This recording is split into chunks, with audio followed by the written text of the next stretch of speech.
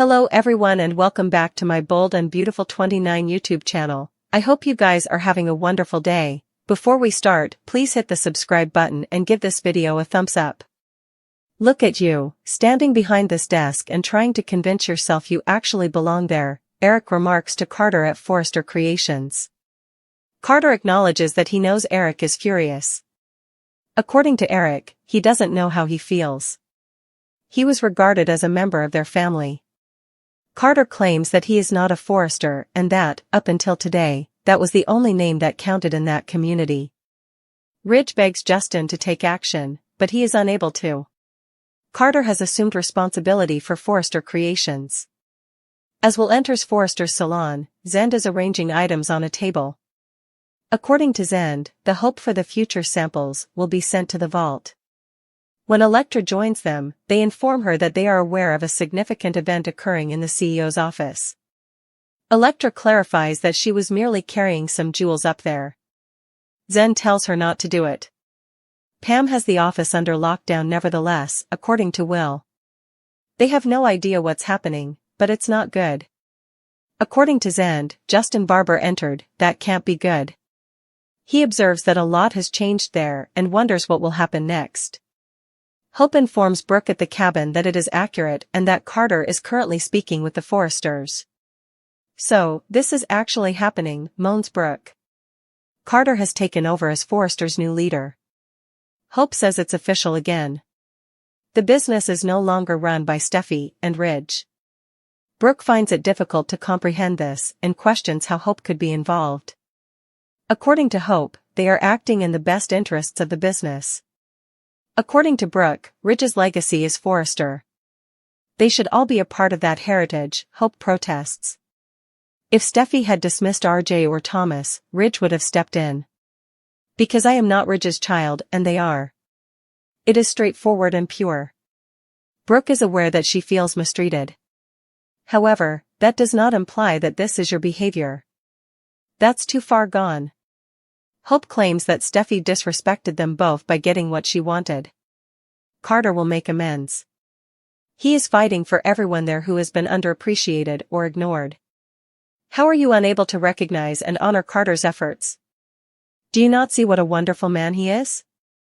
Luna tells Bill that she finds it hard to believe he is indeed at the penitentiary.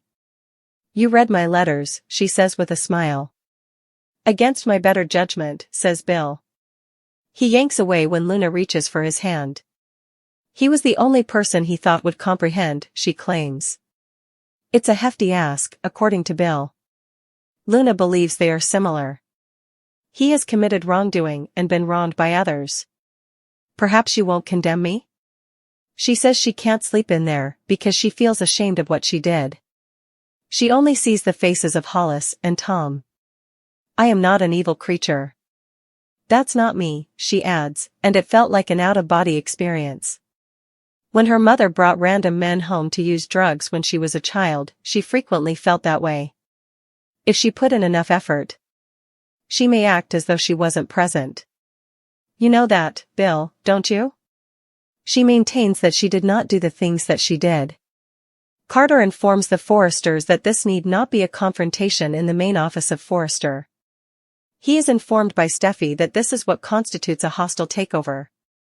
Ridge inquires as to if he genuinely believes that everything will simply return to normal. Eric claims that when he pursued his wife, he ought to have fired him. They respected and loved him, therefore they were able to forgive him. This is how you give me back? With treachery?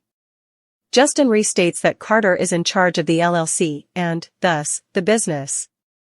Carter assures Eric that he will not expel him. Thank you, scoffs Ridge, at how polite that is. Carter is upset that he treated Brooke like a worker. I will defend Brooke if you won't. I've always treated Brooke with respect, Eric yells. This is about Hope, not Brooke, according to Steffi. You believe you are in love with Hope, which is the reason for everything. Luna tells Bill at the jail that she felt secure in his home. She seemed so safe, as if no one would ever harm her again. She was unable to return to her previous life. You realize that, don't you? Bill gives a nod. Luna remembers that he shared with him details about his upbringing. And he understood what it was like, therefore he never abandoned her. I felt like I was finally accepted for who I am, and I recognized you, injuries and all. Brooke tells Hope at the cabin that she respects Carter's defense of her. She should never have been let go, or her line discontinued by Steffi. Hope claims that his primary goal is to restore justice and equity to the business. Brooke points out that requiring them to sign those documents was unfair and unjust. He took Forrester Creations from them, honey. That isn't fair. Hope claims they were not coerced into signing. Brooke retorts that it was misleading. Hope laments that they lacked effective leadership. Carter is merely attempting to safeguard Forrester Creations' integrity. Steffi tells Carter in the main office that she admired him and that they made a terrific team. Until you didn't, he says. Eric complains.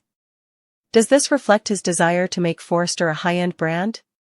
Steffi claims that Hope betrayed him. Carter argues that he is free to make his own decisions. Then how can you not see that she's using you? Steffi asks. Since she is. She is merely acting to achieve what she wants, even though she claimed to love you. You're smarter than this, Carter. Take action now, before it's too late. Luna reminds Bill that he informed her they were reared by wolves while they were in the penitentiary. We had to fend for ourselves, he moans. Luna finds it intolerable that he believes she is a monster. She sobs that perhaps he could be a little more forgiving or understanding. You don't realize how similar we are. In the cabin, Brooke tells Hope that although she understands that it's nice to have someone defend her, she finds it hard to accept that this is what's best for the business. Hope complains about Steffi once more. Carter adores the company, Ridge, and Eric. If he weren't doing this to secure the company's best future, he wouldn't be. It's been really difficult for him. According to Brooke, if it has been so difficult for him, perhaps he would see that this is not the wisest course of action. Carter cautions Steffi against making fun of Hope in the main office. As Steffi notes, this isn't him. He wouldn't ever turn on his friends or colleagues. Hope's presence in his life is the only thing that has changed. Carter is acting in the company's best interests. Hang on 1 second, says Ridge. Is it not the case that you deceived us into signing these documents in order to gain control over the business? You're all about defending Hope, Steffi continues. Reviving her line and bringing her back to Forrester. Although Carter acknowledges that it is a component of his strategy, Forrester will ultimately gain from it. Gawping, Steffi says, come on. You're criticizing me for making choices based on my emotions, but this is all about getting even with Hope. This is hypocritical. Steffi is with Ridge. Carter is filled with hope. Everyone else can see it, but he cannot. They are wondering who he has become as a result of her, but his connection is his business. Refusing to give Eric his business? He isn't like that. He pays respect to his pals, or at least he did too.